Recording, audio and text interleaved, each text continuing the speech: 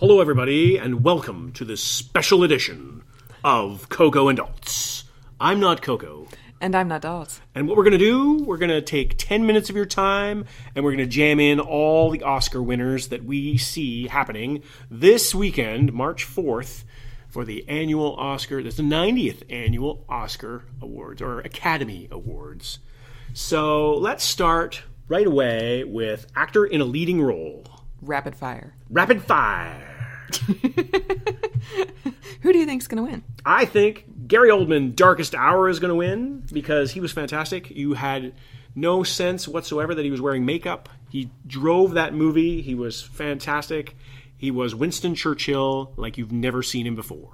I also think that Gary Oldman is going to win, partially because I've heard very good things about his performance, and also partially because he's Gary Oldman, and he's never won an Oscar before, and he's in his 50s or 60s, so now the time is ripe for him to get the Lifetime Achievement Oscar that the Academy Awards are so, loving giving out. He didn't win an Oscar for being Commissioner Gordon in the Batman movies? No, he did not. Okay. I know that's stunning. That stuns me. Yeah. Rapid fire! Actor in a supporting role. I should do the voiceovers at the Oscars. I should do them in like that. Oh my god, that would be amazing. Actor in a supporting role! I think Sam Rockwell from 3 Billboards Outside Ebbing, Missouri is going to win it. I think if Christopher Plummer hadn't won supporting actor for Beginners 7 or 8 years ago, he would be given the Lifetime Achievement Oscar this year. But since he did win one, and since Sam Rockwell seems to have all the buzz heading into the actual night of the telecast, he's going to take it home. I have no idea. I've seen The Shape of Water, so I liked Richard Jenkins' performance in that one. I agree that 3 Billboards Outside Ebbing, Missouri has got the momentum. Woody Harrelson also nominated in that category. Willem Dafoe is probably my other nominee who is favored there. But, Christopher Plummer steps in all the money in the world for Kevin Spacey, and that might be a statement win. So I would say Christopher Plummer is my dark horse, even though I agree completely with everything you said, Coco, as always. Because you know it's good for you. Because I have to. Actress in a leading role. Rapid fire. I think both the actress categories are ripe for upsets. Frances McDormand for 3 Billboards has all the momentum going into March the 4th. And she's Frances McDormand. She's very well respected, but she's already got an Oscar, and people are really loving... For your favorite movie, Fargo. Ugh, that movie was not awesome. And people are really loving Sally Hawkins in The Shape of Water, so I think Sally Hawkins could sneak up behind Frances McDormand and snatch it away. I'm in total agreement with you. All right. Sally Hawkins was fantastic in The Shape of Water. I also saw I, Tonya, and Margot Robbie was nominated for that, and Meryl Streep was nominated for The Post. I saw both of those movies. 2 very good performances, but Sally Hawkins was fantastic as the mute making love to the creature from the Black Lagoon. Now I'm never going to see that movie. I've really sold that, haven't I? I didn't want to see it to begin with, and now after that one sentence, I'm out. Creature from the Black Lagoon.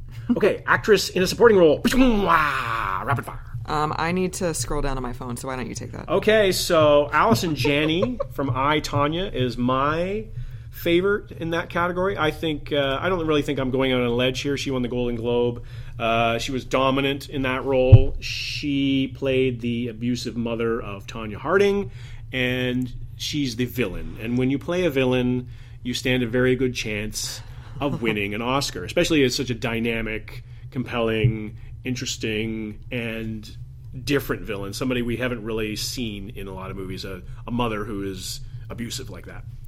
I agree with you. I think she's gonna win. She also has all the momentum heading into Oscars night, but like I said, I think the actress categories are ripe for upsets, and if anybody is going to win who's not Allison Janney, I think it might be Laurie Metcalf.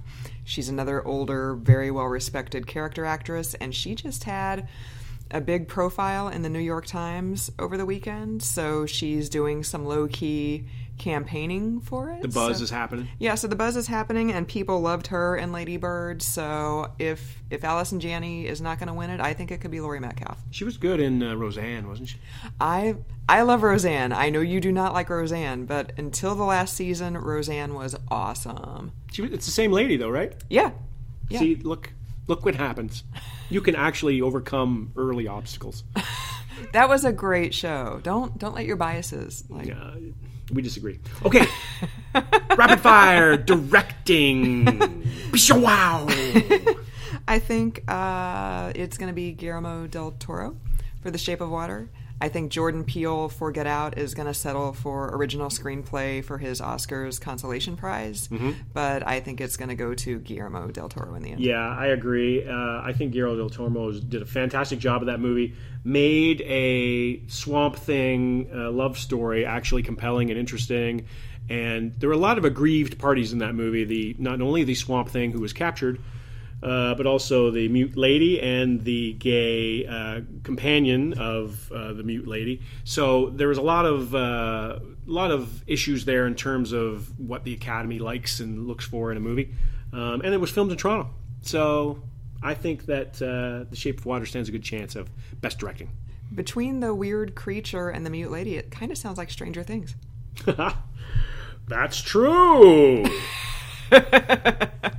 Which I know you didn't like the second season of, and we can talk about that on another podcast. Yeah, I wasn't a big fan of it. Okay, last but not least, Best Picture, if I could speak. I can do sound effects, but I can't speak. Rapid fire! We do need to increase the budget for the sound effects. Do we really? Are you insulting my sound effects? No, baby, I would never insult you. Come on. I love everything about you.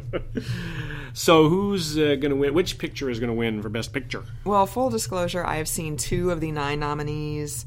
I believe it's probably going to be 3 Billboards because that, once again, has all the momentum going into the evening. And also, apparently, Academy voters maybe don't really get stuff so much. Like, I read an interview with one anonymous Academy voter who not only didn't realize that Get Out was something besides a garden variety horror movie, but also that Dunkirk actually was a thing that happened and was a real place and didn't know anything about the little boats or anything and was complaining about the movie just opened and I didn't know anything about the soldiers and it didn't even tell me it was in France. And I thought, yeah. Your privileges are revoked. Exactly. Poof. Gone. If you can't... How did you not learn a lot about the little boats? How?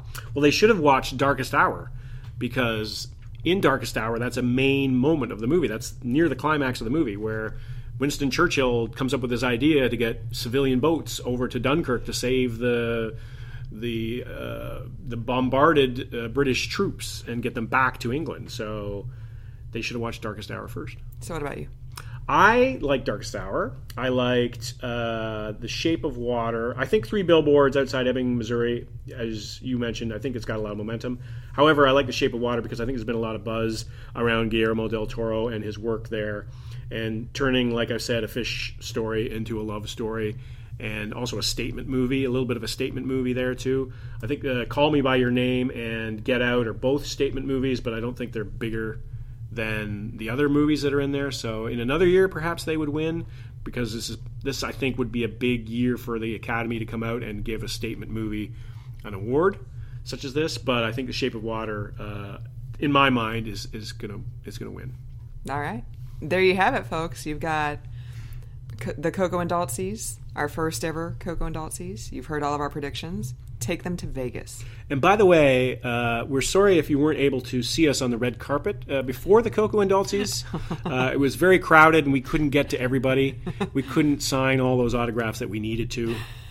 So apologize for that. I'm sorry that I wasn't able to answer the who are you wearing question with, I don't know who made this blue robe that Santa brought me, but it's plush. And accentuates the chili and quesadilla I ate for dinner. So. Well, I can tell you what I'm wearing, who I'm wearing. I'm wearing Under Armour hockey right now.